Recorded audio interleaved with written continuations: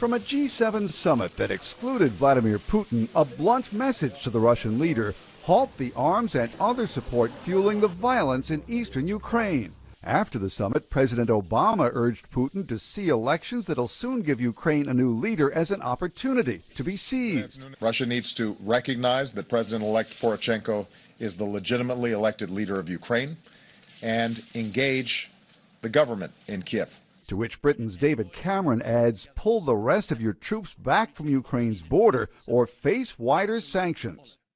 The next month will be vital in judging if President Putin has taken these steps.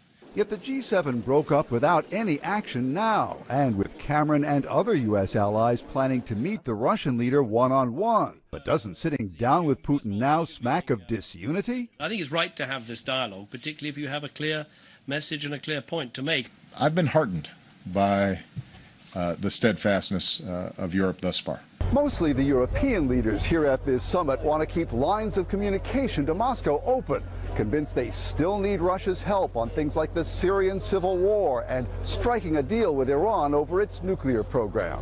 Of course, Obama will also see Putin in France at ceremonies marking the 70th anniversary of D-Day, though the White House says no formal meeting is planned. In Normandy, the top Allied commander says the Ukraine crisis argues powerfully for beefing up NATO's eastern flank. We still have to realize that nations and borders can be challenged by force, and our alliance, NATO, has to be ready to respond. A point the president will almost certainly make on the Normandy beaches as Putin looks on. Mark Smith, The Associated Press, Brussels.